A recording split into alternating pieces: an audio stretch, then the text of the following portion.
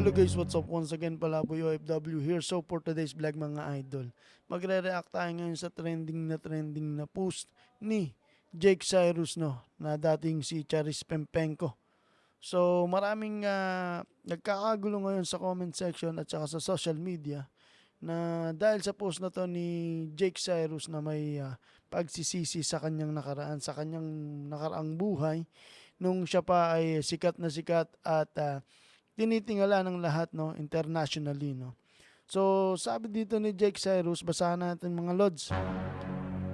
I saw houses being built and cars being bought using my money, but I was always told they weren't mine. If I needed to use one of our cars, I had to ask permission from my mother. Sometimes she would refuse my request. It's only now that I finally know what it's like to have a house under my name and a car I can use anytime I wish. So, sa post na to ni Jake Cyrus, mga idol, malino na may hinanakit pa rin siya sa kanyang ina sa kabila ng lahat ng sakripisyo ng kanyang mga magulang.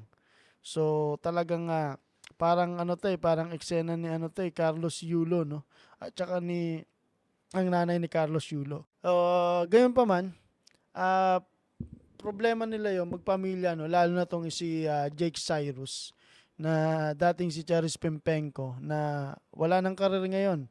Kumakanta-kanta na lang sa Barabarangay, ayun yung balibalita sa ngayon.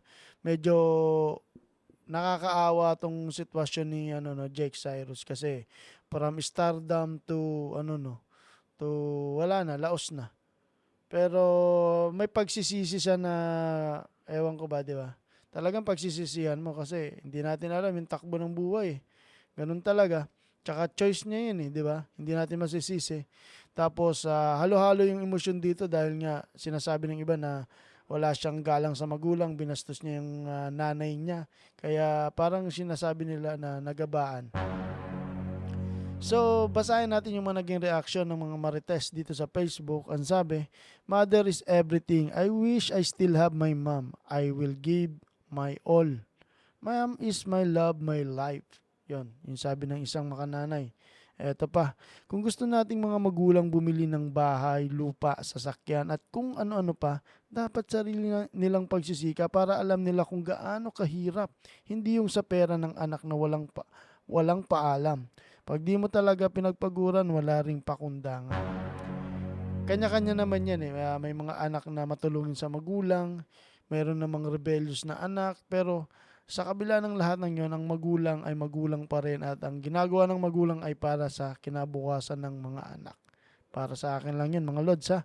Eto pa, private nyo na lang pag-usapan ng ganyan. Kayo-kayong magpamilya ang nagsisiraan.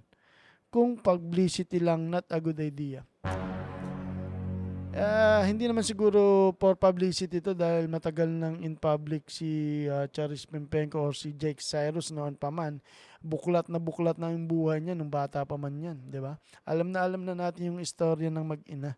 Kaya ngayon siguro, kumukuha na lang din ng simpatya to si Jake Cyrus or may pagsisisi na sa kabila ng lahat ng kanyang yaman. Hindi niya alam yun yung mga nangyari na yun na may ganun siyang kinikitang pera. Hindi ko alam kung totoo ba yan. Pero there's a tendency na totoo na nangyari yung kasi nga sinasabi niya ngayon to publicly. So, pwedeng totoo, di ba? So, wala tayong magagawa diyan kasi sinasabi dito na kapag ikaw ay nambastos ng magulang, so ang balik is triple, parang ginabaan si Charis dito. Dapat tumingin na rin siya ng tawad sa kanyang nanay.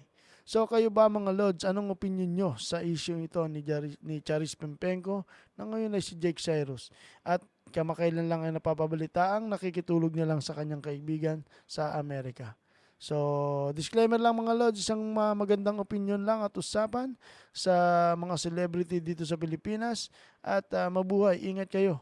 PBK 2.0 here, Palaboy OFW, kasama natin si Rapid Sam Steel and Brian Pantanar, of course. Thank you.